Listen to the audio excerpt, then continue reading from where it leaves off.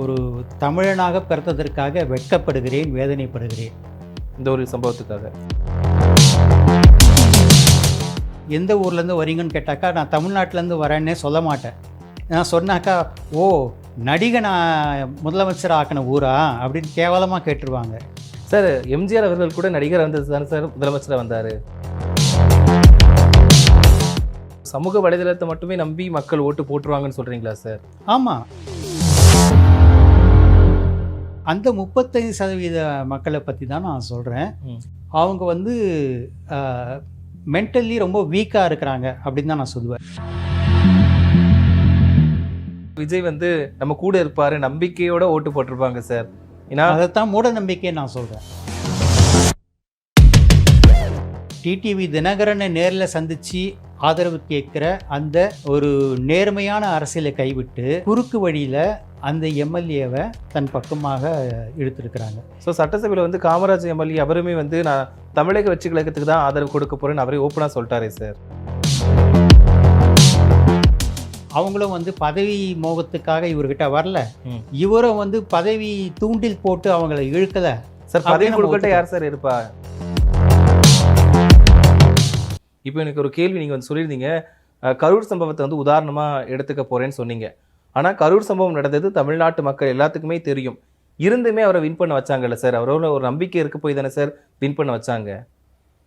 அதாவது நான் ஒரு தமிழனாக பிறந்ததற்காக வெட்கப்படுகிறேன், வேதனைப்படுகிறேன் இந்த ஒரு சம்பவத்துக்காக. இப்படிப்பட்ட ஒரு மனிதனை வந்து என் நாட்டினுடைய ஒரு கணிசமான மக்கள், ஒரு 1.25 கோடி மக்கள் வந்து ஓட்டு போட்டு ஜெயிக்க வச்சுருக்காங்களே, இந்த மக்களுடைய அறிவு வந்து இவ்வளோ தான் இருக்கா? இவ்வளோ டெக்னாலஜி வளர்ந்தது பிறகும் அவங்களுடைய அறிவு வளராமல் இருக்கா? இவங்களுக்கு மத்தியில் தான் நான் வாழ்ந்துட்டு இருக்கிறேன்னான்னு சொல்லி நான் வெட்கப்படுறேன். நான் வந்து வெளி மாநிலங்களுக்கு போனேன் வச்சுக்கோங்க, ஒரு மும்பைக்கோ டெல்லிக்கோ மற்ற ஊர்களுக்கு போனாக்கா, நீங்கள் எந்த ஊர்லேருந்து வரீங்கன்னு கேட்டாக்கா, நான் தமிழ்நாட்டிலேருந்து வரேன்னே சொல்ல மாட்டேன். நான் சொன்னாக்கா, ஓ நடிகை நான் முதலமைச்சர் ஆக்கின ஊரா அப்படின்னு கேவலமாக கேட்டுருவாங்க. சார், எம்ஜிஆர் அவர்கள் கூட நடிகர் வந்தது தானே சார் முதலமைச்சராக வந்தார். எம்ஜிஆர் அவர்கள் வந்து வெறும் நடிகராக மட்டும் இருந்துட்டு அரசியலுக்கு வரல.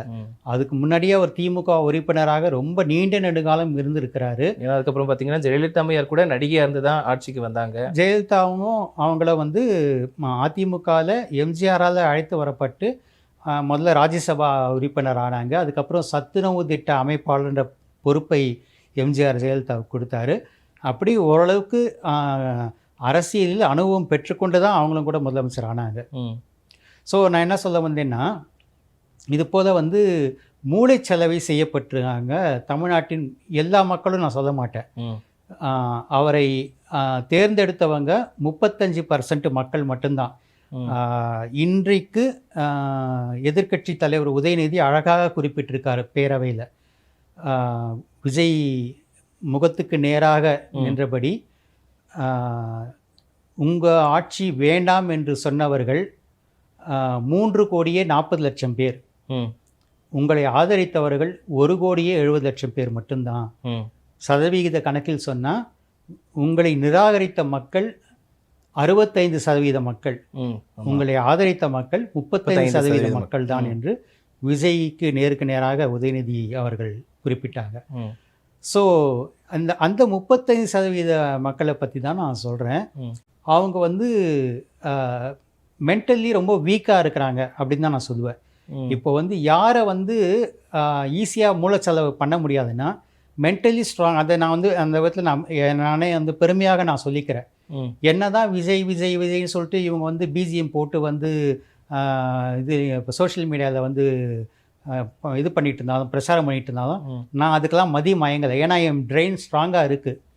ஒரு தலைவன்னா அவனுக்கு வந்து என்ன ட்ராக் ரெக்கார்டு அப்படிங்கிற பார்க்கணுன்னு நான் நினைக்கிறேன். அப்படி தலைவனுடைய ட்ராக் ரெக்கார்டு பார்க்க தேவையில்லை. அந்த அவன் நடந்து வர்ற ஸ்டைல் போதும், அவனுடைய லுக்கு போதும், அவனுக்கு கொடுக்குற பிஜிஎம் போதும், அதுக்கு அதை நம்பியே அவனுக்கு ஓட்டு போட்டு முதலமைச்சராக்கிடலாம் அப்படின்னு நினைக்கிற அந்த 35% மக்கள் மென்டலி வீக் பீப்புள். அதனால தான் அவங்கள வந்து ஈஸியாக பிரெயின் வாஷ் பண்ண முடிஞ்சுது. நான் உங்கள் சேனலுக்கு இதுக்கு முன்னாடி கொடுத்த பேட்டியில் அதை நான் விளக்கி சொல்லியிருக்கேன். சோஷியல் மீடியா மூலமாக எவ்வளவு பணம் செலவு பண்ணி பிரெயின் வாஷ் பண்ணியிருக்காங்கன்னு சொல்லிட்டு. இப்போது ஒரு தோராயமாக உதாரணத்துக்கு சொல்கிறேன், 500 கோடி ரூபாய் செலவு பண்ணினாக்கா நீங்களும் கூட வந்து தேர்தலில் நின்று கணிசமான வாக்குகளை பெற முடியும். ஒரு 500 கோடி ரூபாய் இருந்ததுனாக்கா 1000 கோடி ரூபாய் செலவு பண்ணினாக்கா நீங்கள் வந்து ஒரு முதலமைச்சராக கூட வர முடியும். ஏன்னா அதுதான் இன்றைய யதார்த்தமாக இருக்குது சார். ஒரு சமூக வலைதளத்தை மட்டுமே நம்பி மக்கள் ஓட்டு போட்டுருவாங்கன்னு சொல்கிறீங்களா சார்? ஆமாம், இது வந்து இன்ஸ்டாகிராம் மைனாரிட்டி கவர்மெண்ட். இப்போது தமிழ்நாட்டில் நடக்கிறது இந்த TVK government Instagram minority government.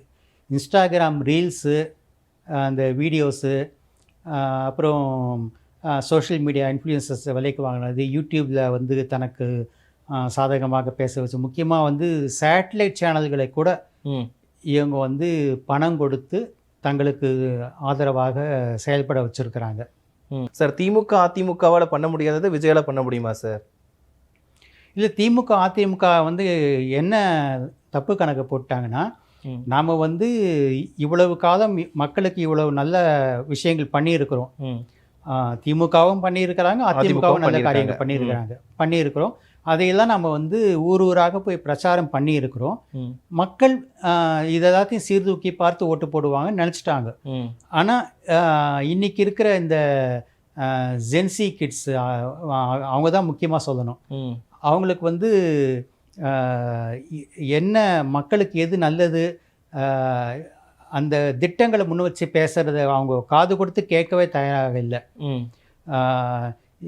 இங்கேருந்து அந்த இடத்துக்கு ஸ்டைலாக நடந்து போகிறது, அப்புறம் திரும்பி நின்று ஒரு லுக்கு கொடுக்கறது, திரும்ப அங்கேருந்து இங்கே வந்து நிற்கிறது, கேமராவை பார்த்து சிரிக்கிறது, இது ஒரு பிஜிஎம்மு, ஒரு சின்ன குட்டியாக ஒரு டைலாக், பஞ்ச் டைலாக்கு, நான் சொல்ல மாட்டேன் செய்வேன், இந்த மாதிரி ஏதாவது ஒரு வாய்க்கு வந்த ஒரு பஞ்ச் டைலாக், அது மட்டும் தான் பேசணும்.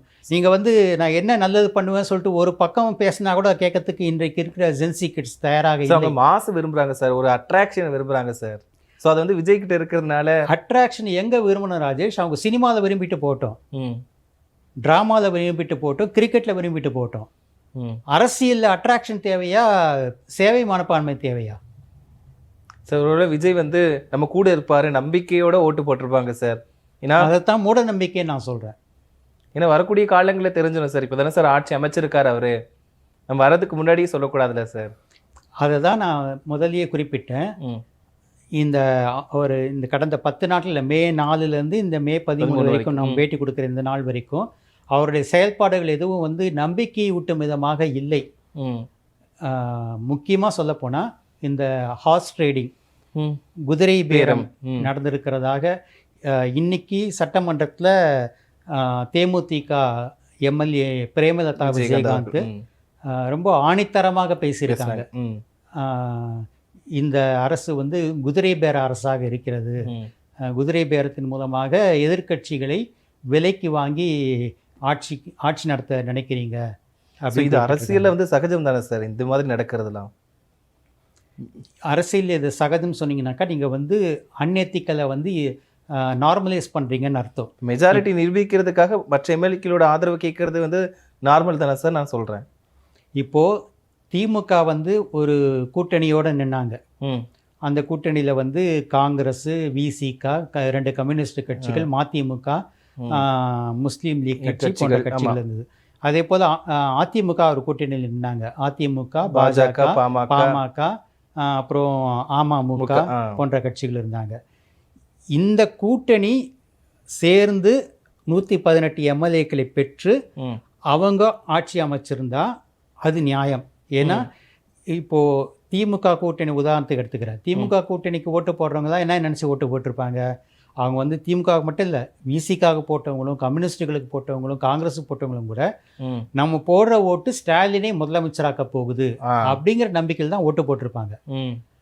அந்த மக்களை ஏமாற்றுகிற செயல்தான் இன்னைக்கு நடந்திருக்கிற காரியம்.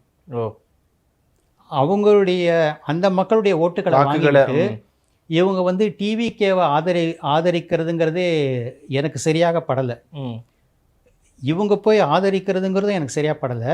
ஆனால் திமுக ஒரு தீய சக்தி அப்படின்னு குழந்தைங்களுக்கு ரைம் சொல்லி கொடுத்தாராம் விஜய். திமுக தீய ஓம் சக்தி பராசக்தி, திமுக ஒரு தீய சக்தி, குழந்தைங்களுக்கு ரைம் சொல்லி கொடுத்துருக்கிறாரு.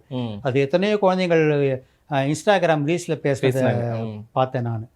அந்த மாதிரி பேசினவர் இன்னைக்கு இவரால் தீய சக்தி என்று அழைக்கப்பட்ட கட்சியின் கூட்டணியில் இருக்கிறவங்க, அந்த கட்சியின் உதவியோடு ஜெயித்தவங்க, அவங்க கிட்ட போய் தான் எம்எல்ஏக்களை வேண்டி விரும்பி விண்ணப்பித்து கேட்டு வாங்கி ஆட்சி நடத்திட்டு இருக்கிறாரு. சார் இதில் வந்து என்ன தெரியுதுன்னா, விஜய் வந்து தூய சக்தியாக இருக்கிறாரு. ஸோ தீய சக்தி வந்து தூய சக்தி கூட சேரும்போது அவங்களுமே தூய சக்தியாக மாறிடுவாங்கல்ல சார்? இது எப்படி இருக்குனாக்கா, துணியை வந்து வாஷிங் மிஷினில் போட்டாக்கா அந்த அழுக்கு போயிடும் அப்படிங்கிற மாதிரி இருக்குது. மக்கள் யாருக்கு ஓட்டு போட்டாங்க? விஜய் இப்போது இந்த விசிக்காக ஓட்டு போட்டவங்களும், காங்கிரஸுக்கு போட்டவங்களும், கம்யூனிஸ்டுகளுக்கு போட்டவங்களும், இந்த இஸ்லாமிய கட்சிக்கு போட்டவங்களும் ஸ்டாலின் முதலமைச்சர் ஆகணும்னு விரும்பி ஓட்டு போட்டாங்களா, விஜய் முதலமைச்சர் ஆகணும்னு விரும்பி ஓட்டு போட்டாங்களா? இது விஜயுடைய மனசாட்சிக்கே தெரியணும் இல்லையா? இது வந்து இதுவே ஒரு தவறு தான். இதை விட பெரிய தவறு, அமமுக எம்எல்ஏவை அமமுகனுடைய தலைவர் டிடிவி தினகரனை நேரில் சந்தித்து ஆதரவு கேட்குற அந்த ஒரு நேர்மையான அரசியலை கைவிட்டு குறுக்கு வழியில் அந்த எம்எல்ஏவை தன் பக்கமாக இழுத்துருக்கிறாங்க. ஸோ சட்டசபையில் வந்து காமராஜ் எம்எல்ஏ அவருமே வந்து நான் தமிழக வெற்றி கழகத்துக்கு தான் ஆதரவு கொடுக்க போகிறேன்னு அவரே ஓப்பனாக சொல்லிட்டாரே சார். அதாவது கவர்னர் விஜயை ஆட்சி அமைக்க அழைப்பதற்கு முன்னால் டிடிவி தினகரன் கவர்னரை போய் சந்திச்சார் தெரியுமா? சந்திச்சாங்க. அப்போ கவர்னர்கிட்ட கொடுத்த கம்ப்ளைண்ட் என்ன? என் கட்சியில் ஜெயித்த மன்னார்குடி எம்எல்ஏ காமராஜை டிவிகே காரங்க கடத்திக்கிட்டு போய் ஆதரவு கையெழுத்து வாங்கியிருக்கிறாங்க சொல்லி கவர்னர்கிட்ட புகார் கொடுத்துட்டு போலீஸ் ஸ்டேஷன்லேயும் கம்ப்ளைண்ட் கொடுத்துட்டு பத்திரிகையாளர்கிட்டையும் வந்து பேசிட்டு போனார் டிடிவி தினகரன். தன்னை தூய சக்தின்னு சொல்லிக்கிட்டு இருந்தார் பிரச்சாரங்களில். இன்னொரு கட்சி எம்எல்ஏவை இது போல் வந்து ரகசியமாக களவாடிக்கிட்டு போகிற ஒரு பேர் தான் தூய சக்தியா அப்படின்னு நெத்தி அடியாக கேட்டுட்டு போனார். இன்னைக்கு வரைக்கும் அதுக்கு டிவிகே தரப்புலேருந்து யாருமே எந்த பதிலும் கொடுக்க முடியல. அப்போது அதுக்கு பிறகு வந்து டிடிவி தினகரன் அந்த காமராஜை கூட்டிகிட்டு வந்து தன் பக்கத்தில் உட்கார வச்சு பேட்டி கொடுக்கவும் வச்சார். ஆமாம். அப்போது அவர் என்ன சொல்லிட்டாரு, அந்த காமராஜ், நான் அவங்களுக்கு ஆதரவு கொடுக்கல, நான் வந்து இந்த கூட்டணியில் தான் இருக்கிறேன், அதிமுக கூட்டணியில் தான் இருக்கிறேன் அப்படின்னு சொல்லிட்டார். சொல்லிவிட்டு திடீர்னு தன்னுடைய நிலைப்பாட்டை மாற்றிக்கொண்டு இன்றைக்கி அசெம்பிளியில் வந்து விஜய் வானலாவை புகழ்ந்துட்டு விஜய் தாவேக்காவுக்கு ஆதரவு கொடுப்பேன்னு சொல்லியிருக்கிறார். அதாவது 2 நாட்களுக்கு முன்னாடி தான் டிடிவி அவர்கள் பக்கத்தில் உட்காந்துக்கிட்டு நான் வந்து டிவிக்கு ஆதரவு கொடுக்க மாட்டேன்னு சொன்னவர் 2 நாள் கட்சி மறுபடியும் நான் ஆதரவு கொடுக்குறேன்னு சொன்னாக்கா அதுக்கு பேர் குதிரை பேரம் இல்லாமல் வேற என்ன? Okay sir. இப்போ இதை தாண்டி வந்து வாக்காளர்களை விட வந்து குழந்தைகள் மூலமாக தான் விஜய் ஜெயிச்சார் அப்படிங்கிற மாதிரி தான் சமூக வலைதளங்களில் வந்துட்டு இருக்கு. இன்னனையும் சொல்லிடுறேன், அதிமுக வந்து யார் கூட கூட்டணி வச்சது? பிஜேபி கூட கூட்டணி வச்சிருந்தது. ஆமாம். இவர் ஒவ்வொரு மேடையில என்ன சொல்லிட்டு இருந்தார்? பிஜேபி எங்கள் கொள்கை எதிரி, டிஎம்கே எங்கள் அரசியல் எதிரின்னு சொல்லிட்டு இருந்தார். இப்போது அந்த கொள்கை எதிரியினுடைய பிரதான பார்ட்னராக இருக்கிற அதிமுக கட்சியை உடைச்சி அதிலிருந்து ஒரு சுமாராக 24 எம்எல்ஏக்களை தனக்கு ஆதரவு வேலுமணி அவங்களோட டீம் வந்து போயிருக்காங்க, தனக்கு ஆதரவு ஓட்டு போட வச்சு தன்னுடைய ஆட்சியை தற்காலிகமாக காத்து கொண்டிருக்கிறார். சார், அது அதிமுகக்குள்ளே பிளவு ஏற்பட்டதுனால அவங்க இந்த தமிழக வெற்றி கழகத்துக்கு வந்து ஆதரவு கொடுத்துருக்காங்க சார். விஜய் வாண்டடா போயிட்டு அந்த கட்சியை பிரித்து விடல சார். விஜய் நேற்று சிவி சண்முகம் வீட்டுக்கு போனது எல்லா மீடியா. ஆமாம் சார், அந்த பிரச்சனை நடந்ததுக்கு அப்புறமா போய் சந்திச்சாரு சார். பிரச்சனை நடந்ததுக்கு பிறகு கூட இவர் எப்படி ஒரு கட்சியில் ஏற்படுற பிளவை பயன்படுத்தி குழம்பிய குட்டையில் மீன் பிடிக்கலாம்? ஏன்னா நமக்கு இவருக்கு வந்து நேர்மை இருந்தால் எடப்பாடி பழனிசாமியை போய் சந்தித்து எனக்கு ஆதரவு கொடுங்கன்னு கேட்டிருந்தா அதுவுமே தவறு தான். அட்லீஸ்ட் வந்து மன்னிக்கக்கூடிய தவறு. ஆனால் அந்த கட்சியில் வந்து ஒரு குரூப் வந்து பதவி மோகத்தின் காரணமாக கலக குரல் எழுப்பிட்டு இருக்கும்போது குழம்பிய குட்டையில் மீன் பிடிப்பது மாதிரி அந்த ரெபல் குரூப்பை போய் சந்தித்து எனக்கு ஆதரவு கொடுங்கன்னு கேட்டது வந்து எந்த விதத்தில் ஒரு தூய சக்திக்கு அடையாளம். ஒரு விஜய் அவர்கள் இந்த வேலுமணி, விஜயபாஸ்கர், சி.வி. சண்முகம் உள்பட இந்த நபர்களுக்கெல்லாம் அமைச்சர் பதவி கொடுக்க மாட்டேன் அப்படின்னு அறிவிக்கிட்டோம் பார்க்கலாம். அப்படி அறிவிச்சா கூட பரவாயில்ல, அவங்களும் வந்து பதவி மோகத்துக்காக இவர்கிட்ட வரல, இவரும் வந்து பதவி தூண்டில் போட்டு அவங்கள இழுக்கல. சார் பதவி கொடுக்கட்ட யார் சார் இருப்பா? அப்போ பதவி தூண்டில் போட்டு தானே அவங்களை இழுத்துருக்கிறாரு. கண்டிப்பா சார். இப்போ எல்லாருமே பதவிக்காக தானே சார், அந்த மோகத்தில் தானே சார் இருக்காங்க. அப்போ இவர் எந்த விதத்தில் மாற்றம் நான் கேட்குறேன்.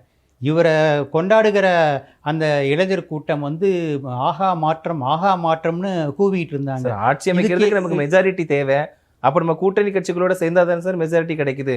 நமக்கு அதுக்கான மெஜாரிட்டி கிடைக்கல.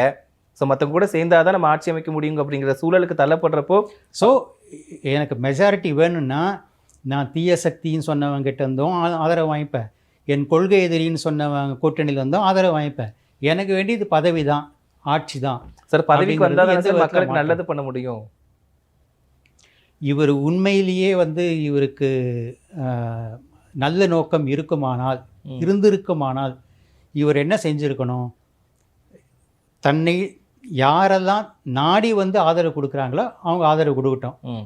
அப்படி தன்னை நாடி வந்து ஆதரவு கொடுக்கவங்களுடைய எண்ணிக்கை வந்து பெரும்பான்மை பலத்துக்கு ஏற்றதாக இல்லை, 118 எம்எல்ஏக்களுடைய பலம் இல்லை அப்படின்னு தெரிஞ்சு போச்சுன்னா அவராகவே முன் வந்து நானும் வந்து என்னுடைய பதவி ராஜினாமா பண்ணிடுறேன், டிவிக்கு எம்எல்ஏக்கள் எல்லாரையும் பதவி ராஜினாமா பண்ண சொல்லிடுறேன், இந்த ஆட்சி கலையிட்டும், நான் மறுபடியும் மக்களை சந்திக்கிறேன். இன்னைக்கு எனக்கு 108 எம்எல்ஏக்களை கொடுத்த மக்கள் அடுத்த தேர்தலில் எனக்கு பெரும்பான்மை பலத்தை சிங்கிள் மெஜாரிட்டியை கொடுப்பாங்கன்னு நான் நம்புகிறேன் அப்படின்னு சொல்லியிருந்தா அது அரசியல் திராணி. அதுதான் ஒரு தலைவனுக்கு அழகு. அதையும் செய்யலை விஜய். அப்போ மறுபடியும் தான் தேர்தலில் நின்னா இந்த இவி மேனிப்புலேஷன் உதவிலாம் தனக்கு கிடைக்காது, இப்போ கிடைச்ச 108 கூட தனக்கு கிடைக்காம போயிடுங்கிற பயம் தானே காரணம். பயம் எப்படி சார்? ஏற்கனவே 108 தொகுதிகளை வந்து மக்கள் வாரி கொடுத்துட்டாங்க, அது முதல் தேர்தலில். அப்படி திருப்பியும் சரி, அப்போ இதுக்கு பதில் சொல்லுங்க. அப்போ ஆட்சியை கலைச்சிடலாம், இந்த மக்களை கஷ்டப்படுத்தக்கூடாதுன்னு நினைச்சிருக்கலாம்ல சார். கஷ்டம் திரும்பவும் எலெக்ஷன் நடத்தி அதுக்கும் செலவு அதிகம் தானே சார். இப்போ ஒரு உதாரணம் சொல்றேன். டைரக்டர் சங்கர் அவருடைய மகளுக்கு ஒரு திருமணம் செஞ்சு வச்சார், ஒரு கிரிக்கெட் வீரரை திருமணம் செஞ்சு வச்சார். அவர் எப்படியோ மிஸ் பண்ணிட்டார், அந்த மாப்பிள்ளையை பற்றி தீர விசாரிக்க தவறிட்டார். திருமணத்துக்கு பிறகு தான் தெரிய வருது அந்த மணமகன் நல்லவன் கிடையாது, அவன் மேலே வந்து கடுமையான குற்றச்சாட்டுகள் போலீஸ் ஸ்டேஷன்லேயும் கோர்ட்லேயும் இருக்குதுன்னு சொல்லிட்டு பிறகு தான் அவருக்கு தெரிய வருது. நம்ம இவ்வளோ ஊரெல்லாம் கூட்டி இவ்வளவு பிரம்மாண்டமாக செலவு பண்ணி கல்யாணம் பண்ணிட்டோமே, அதனால் மறுபடியும் எதுக்கு செலவு பண்ணுறது, அவன் கூடவே வாழ்ந்துட்டு போட்டோம், தான் பொண்ணுன்னு விட்டுட்டாரா?